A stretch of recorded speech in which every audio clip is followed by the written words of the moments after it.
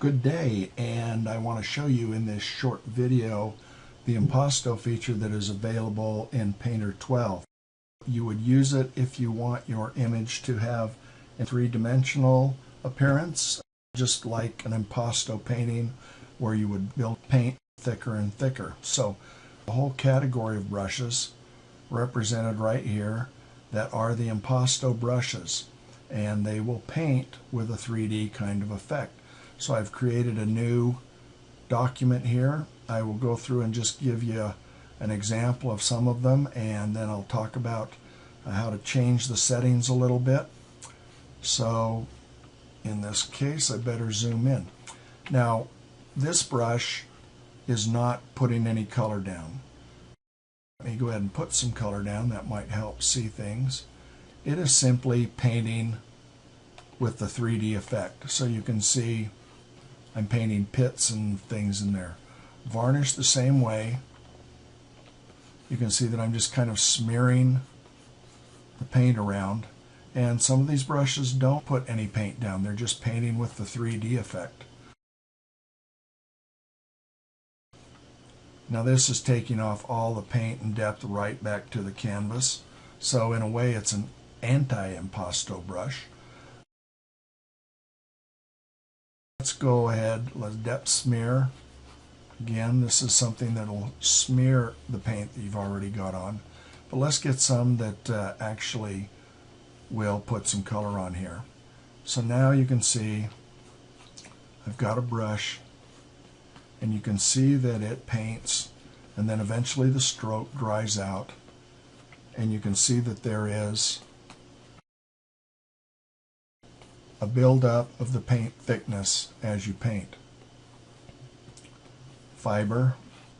Some of these are a little bit strange, but useful also in specific cases.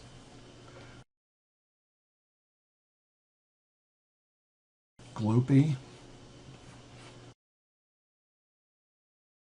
What you're seeing is the dots where the stroke is going to create itself, but the processor has to build the stroke once you've defined where you're going to put it. If you're on a slower machine, some of these strokes, like Gloopy, can be very slow. Grain emboss, this is using my paper grain, so if I switch it, you can see that it'll now emboss the surface based on whatever my paper texture is. Another grainy impasto. The impasto brushes are just generally really fun to paint with.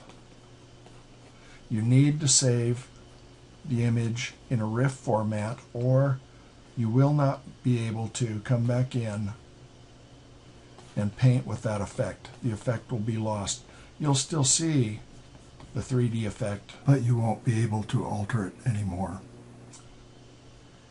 So there's so many of these, it's probably way too boring to watch me move through a couple of them. But that's what the Impasto brushes do. I want to show you real quick. There are several ways to change the way they look. The most obvious is in the brush controls panel, and then come down to Impasto. I will drag the Impasto tab off just so we can see it, and I'll close the others.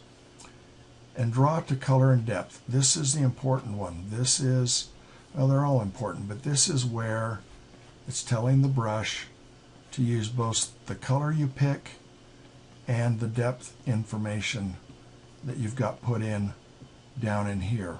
Now if I move the depth up, you can see it will look like I'm painting greater and greater depth of paint. I can invert it so it'll look like I'm chiseling away some, or I'm sorry, negative depth. So I'm chiseling away and cutting away. When you get too high, you start to get a lot of shine. Now if you want a lot of shine, that's fine, but for the most part I like to use just a little bit of shine. You can set it to be more random if you want, so there's a little bit. You can see how this looks a little more random. You can set it to direction, so in one direction and in another you're not painting really any impasto, anything in between. For the most part, you want to just leave it to pressure. Now if you only want to use, for example, color, then all I'm doing is I'm painting with color information. So even though it's an impasto brush, I'm only painting with color. If I change it to depth, then I'm only painting and adding depth information, as you can see here.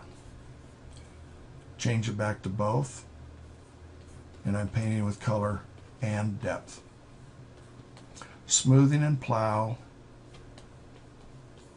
are settings that will determine how smooth or how much paint is pushed by the impasto effect. It's completely up to you how you want to do that. And I would actually recommend that you experiment with the impasto brushes and all of the settings. Now say that you've painted up an impasto painting, but for some reason you've decided that you don't want it to look impasto, you want it to clear. A couple things you can do. The easiest is to come up under the canvas panel, and you can hide it if you just want to see your color marks, or you can clear the impasto. So come up here, I've cleared everything, and I can restart painting over it with some new impasto strokes. You can also come up under this panel, and this is a good panel to remember, under Canvas Surface Lighting. And right now it's telling me that I'm using a white light set right there. Watch when I move this, how it changes or darkens the surface. Get it out of the way here a little bit. And I can come in here and I can check this, and all of a sudden the impasto is no longer visible. And I can turn it on and off if I want to see what things look like. I can even change the color of the light that I'm using. Now be careful doing that, because obviously it will change how your whole image looks. So if you're going to change the color, you might want to change it just a little bit. And these are just general settings for how impasto will work. You can set the reflection up and it will start reflecting whatever is the currently active pattern, and then click OK. So again, canvas, the surface lighting, along with these two commands, along with the brush controls, the brush options, and you can paint with an impasto paint that looks very 3D. I encourage you to play a lot with these different controls and see what they do. Build up some paintings that look like real 3D paint.